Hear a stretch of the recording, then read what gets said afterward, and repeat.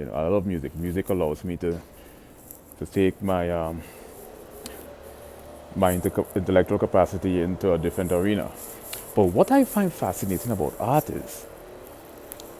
is primarily the whole three-dimensional optical illusion that's illustrated and demonstrated on a two-dimensional surface.